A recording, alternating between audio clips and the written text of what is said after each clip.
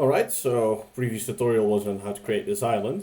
Next tutorial is on track splines, or general splines, or roads or tracks. I'm a bit of a train nerd, so always building these like rail yards in which I'm going to put some trains. And a big pain is curved track. So this is a bit of a tutorial on how to create track specifically, like this curve here. It's not perfect, but it works well enough, and should work well enough in the early access once we get actual moving trains. I want to teach you how to create these without raising your blood pressure too much by doing this manually, because that would absolutely kill me. So I'll just show you how to get it done. What we first want to do is identify where we need a spline. So this is all like a mock-up. And I have a bit of track here, and I have a bit of track over there. And as you can see, these two do not line up straight. So that one's to the left. And I want to connect these in a nice way that allows me to sort of curve the track without it looking very blocky and disgusting. And I'm gonna just lead with it. The ties here are a nightmare. I'm just gonna ignore those for now. It can just be like a concrete bed. It's a bit like what I have in these corners here. The ties diagonal are just not worth doing in my opinion. They will look bad. It will consume huge amounts of brick count, and it will just be a bad time in general. It will just not look good. So the way to do this is what I like to do. We take a region, because normally you can just take your entire save. We need your save file. But this island's pretty big. It's like a million plus bricks, and I don't want to be rendering all of those in the tool that we're using, because it will make it very slow. So we're just going to use the selector to select the entire region, which has the ends of the track in it that we want to connect. That's the important thing, and the surrounding terrain, because we want to know if we need to. It's not going to be critical here, but for example back there, you don't want to make your curve run into the mountain. So I'm just going to cut this to see that I have the appropriate area. So I'm not including the entire track there, so I'm going to make it a bit bigger. So yeah, if I cut that, I can see that that end and that end are in my selection. So I save that, and I save it somewhere. I'm going to put it in exports as save all selected bricks in this case, because the terrain is owned by generator and the track is owned by me, by the Amiga. So I'll just name this and we just want to export this save region. I always like to put this back to save all bricks, because it remembers this, and if you're later working on your island and then you save it and then you overwrite your save with just like selection and you don't notice, that's a bad time. But yeah, that's not really a major thing.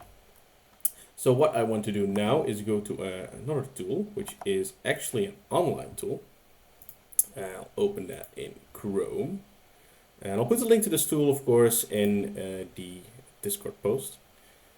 And that is this one, the Brick Cartographer. And this is just an online tool to make a mini map of your save files, of your BRS files, which is really neat in general. But we're going to be using this to export a 1 pixel is 1 brick map of the save we just created. So we're going to load build, and then we're going to go to our builds, exports, and then this one, which is the region that we just exported. And we're going to have to look for it for a bit, because the map's pretty big, so ended up on the bottom here. And we are going to see the map, and this is the track and the other track that we want to connect. So we can, for example, if we slide this, we can see the terrain height. So here we can see that this is the terrain that we have to keep in mind between this track and this track.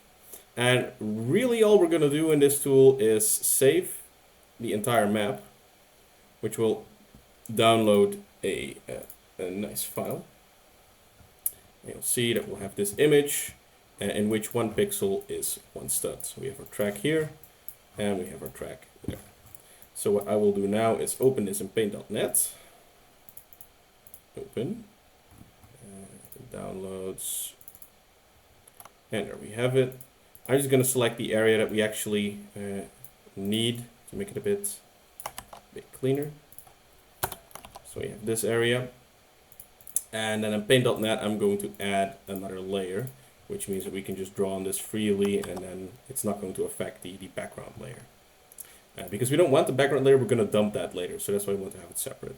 And then we're just going to go to line curve. put the brush size to 1 and put the anti-alias rendering off. And then we go to our start of our track here, start dragging a line, hold down the drag button, take that over here. And what we can now do is change this around a bit, something like that, and this something like that. Make sure that that's still looking good like that. There we go. And I like to sort of try to remember where these nodes are, because if we need to do the other track as well, the other rail, and it works better if these are lined up. It's easier. So we do it again for the bottom track. Scroll up here. And then we just slide that on down, slide this on up. And now it's always a trick of getting it to try to look a bit nice, like as if the separation everywhere is equal.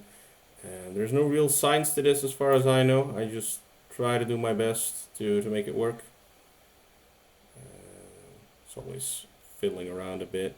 And it also doesn't have to be perfect. The train is not like physically rolling on this track. It's going to be with a rail mover. But I think this looks well. This looks fine enough. And the color doesn't really matter. We're going to be changing that in game anyway.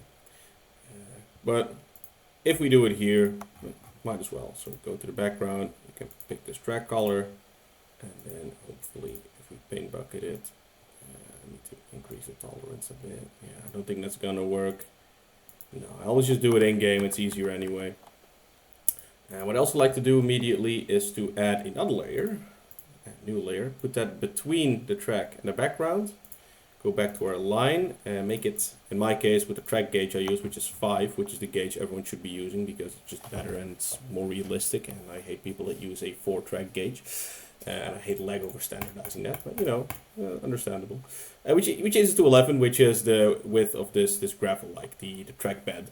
So this is one stud, this is one stud, and you have the rail, then you have 5 studs, which is the gauge for all the trains that I make. And I like to use just a nice realistic scale. It translates in scale to about like 1.4 meters or 5 feet. I like to use a 1 stud is 1 foot scale, which is not entirely accurate, but Bricadians are just really wide, so there's no scale that really works. And this is nicely scaled to the camera, I would say, to the camera height. But yeah, that's not really not really what we're here for. It's just the reason that this is 5, so this needs to be 11 because it's 2 wider on that side and 2 wider on that side, and the track also occupies 1. So we want to make sure we're not on the same layer as our track, and I'm actually gonna change the color. It's going to be gray, but it's not going to be the actual same gray color here. It's just to make the difference. So then we drag this underneath from the middle over there to the middle over here. And then we're just going to try and make this line up with our track a little bit, which is quite tricky. But again, it does not need to be perfect. It's just there to make it look a bit better. So we do something like this, which I think looks pretty neat. And then what we're going to do is we are going to copy only the rails. So copying that, so it's just the rails, nothing else. It's just a layer 2, which has the rails on it, and create a new PDN file with these rails. I'm going to save that to a special folder I have here, track curves, which is in my height-map to BRS one. And I'll be calling that 006 because this is the 6th track curve that I'm creating. Click OK. And then we do the same for the ballast layer, which is this one. So layer 3 in this case. We copy that. We bring that over to its own file. We save that as 007 in this case. So now we have a file of just this track, and a file of just this track.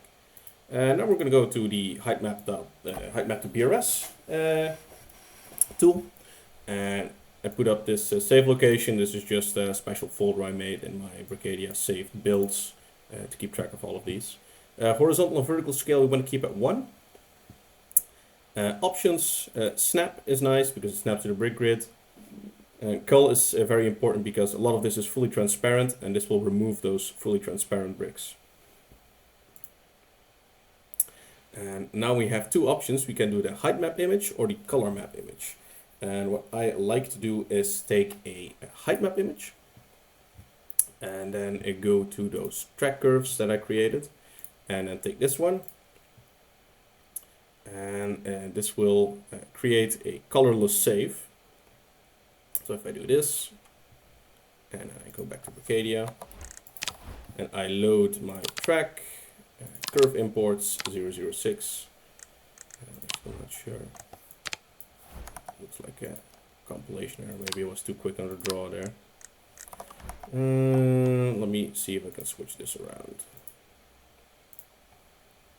So if instead of a height map, I take a color map image, 006. Wait for the generator to do its thing. Says it's done. So now we can load this one. It says 310 bricks, so it's better. And then we click paste. And yeah, it looks like I accidentally picked the height map instead of the color map. So now if we paste this, we get this nice spline that we created. And if we go here and we line this up, and if we did everything correctly, it should exactly line up over there, which it does. Then we can take our color, fill brick those, we'll have a nice spline, and then we'll do the same, and this time correctly pick the color map instead of the height map. Generate the save, wait for it to be done, shouldn't take too long because it's not that many bricks, it's not that big of a spline. I saved it as 6 again, so I overwrote this one, so it's going to be this one again. Ideally change the save name. What I would recommend, what I'm not doing now, but what you should be doing is change this brick owner from generator to yourself. Because that means if you want to later change the map, then you can clear generator's bricks and it will keep the track, but you can move the actual map itself. So we paste it like that, and again, if we did it correctly, it lines up there and it lines up there as well. Color is slightly different, so we just copy that color and fill brick it. So there we have it, a nice track spline, nice and curvy, and it looks pretty good.